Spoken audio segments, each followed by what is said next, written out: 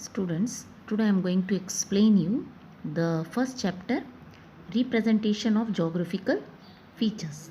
Okay, or how to represent the different geographical features means different natural and cultural features. Natural means can be also called physical features, and cultural means human made or man made features.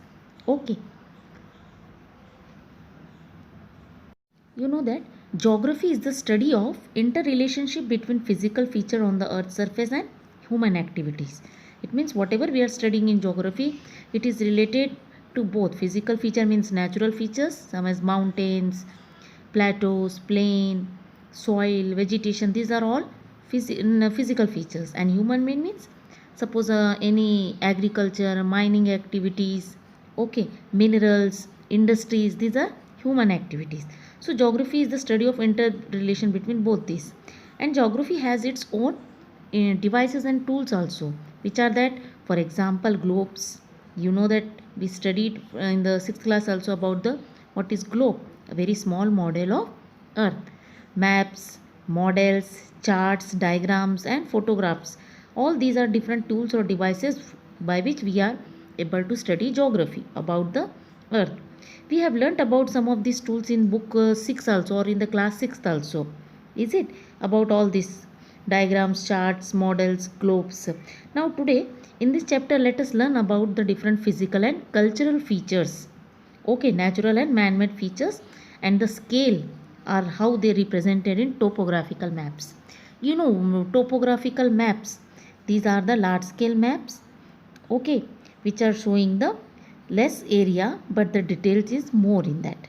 Okay, one department is there, Survey of India, who had made these large scale maps based on the actual survey of land. Means the survey of department, they have people of the members have went there and they had actual survey about the whole land there. These maps are called topographical maps or topo sheets also. Okay, Survey of India is a mostly charge those who are surveying and mapping our country, or examining or recording the area of land and the features whatever are present there. They are not drawing exact map of that area. It's a very old 250 years old organization set up in 1767 by East India Company. Between 1802 and 1871, this surveyed and mapped entire Indian subcontinent, means it was made for our country also. Okay, so this is about topographical maps. What does this topographical map shows?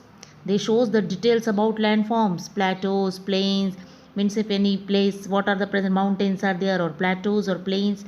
They show the drainage pattern, means the water bodies, okay, river, lakes. They show the land use, how the land is utilized at that place. Is that land used for farming, it's used for industries or any public offices, or for residential.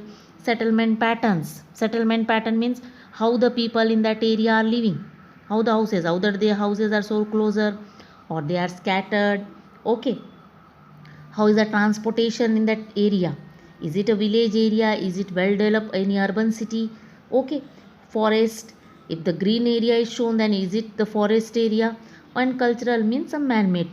Okay, so this is details which is shown on the topographical maps. Okay students, now this Survey of India has made the topo sheets or this topographical map on different scales, which are that mostly they had used three scales earlier. One is to 25,000, one is to 50,000, and one is to 2,50,000. Previously these topo sheets were made, means before this, earlier, on the scale 1 inch is to 1 mile.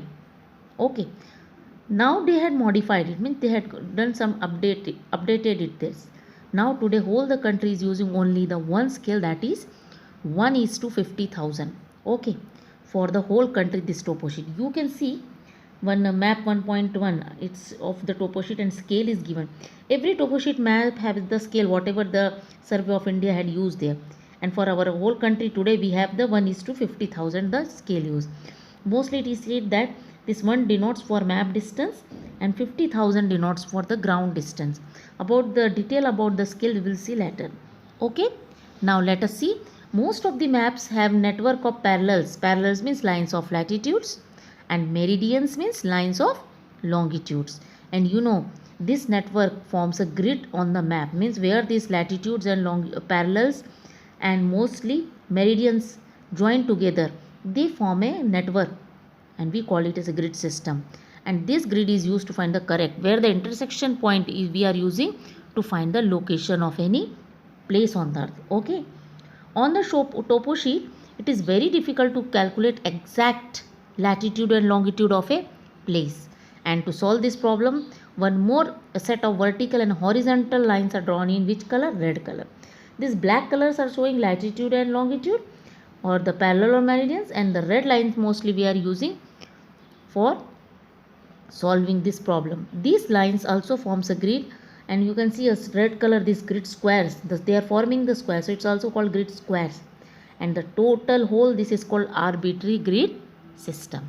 Okay students, so the red line is called as arbitrary grid system, and the black parallel meridians we call as a grid system. So this is little about the introduction of geographical features.